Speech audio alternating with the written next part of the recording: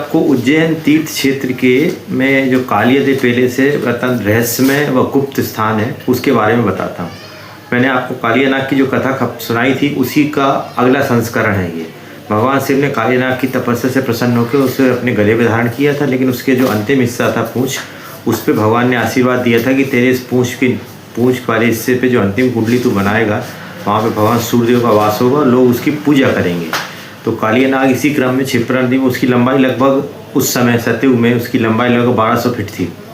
1200 feet लंबा होने के कारण वो ऊपरी हिस्सा तो उसका भगवान शिव के सिर के ऊपर है और उसका बाकी शरीर क्षिप्रा में पड़ा हुआ और अंतिम हिस्सा क्षिप्रा के अंतिम बिंदु पे है। मतलब क्षिप्रा जब चंबल से मिलती है उससे कुछ दूर पहले उसका अंतिम कुंडली बनी हुई है। उसी स्थान पर कालियादेव पैलेस बना। वो टापू जैसा स्थान है, मतलब एक तरफ से क्षिप्रा आती है और फिर फैल के बीच में एक टापू बना के फिर मिल जाती है। उसमें एक अत्यंत सुंदर सूर्य मंदिर हुआ करता था और उसमें भगवान सूर्यदेव की विलक्षण प्रतिमा थी। 52 कुंड बने थे, क्योंकि सूर्यदेव की पूजा सीधे नहीं होती, उससे आँखों को शरीर को नुकसान होता है।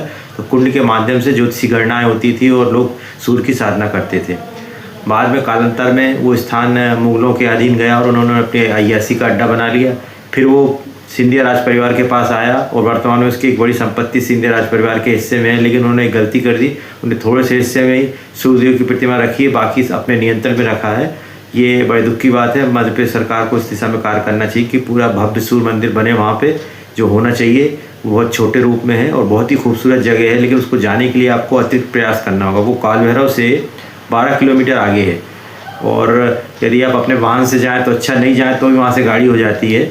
और वो काल भैरव क्षेत्र जो है वो महाकाल से आगे है और काल भैरव से 12 किलोमीटर आगे के हिस्से में ग्रामीण इलाके में बसा हुआ है। ये अत्यंत रमणीय स्थल है। लोग पर्यटन के उद्देश्य से भी जाते हैं, लेकिन आदमी को, हिंदुओं को पर्यटन नहीं, उन्हें को तो भगवान सूर्य की उपासना के उद्देश्य से जाना चाहिए। वहाँ सूर्य का इतना तेजस्वी स्वरूप है, खड़ा हुआ चतुर्भुज स्वरूप है कि वो उसको देखते ही उनकी कृपा होती है। बहुत सुंदर मूर्ति है और वो मूर्ति हिंदुओं ने छिपा दी थी जब मुगलों ने आक्रमण किया था, लेकिन उनके जाने के बाद उस मूर्ति फिर निकाल के रख दी गई। लेकिन उसको क्या भव्यता से निर्माण करने के लिए एमपी टूरिज्म को प्रयास करना चाहिए और सिंधिया परिवार को उस पर अपना दावा छोड़ना चाहिए।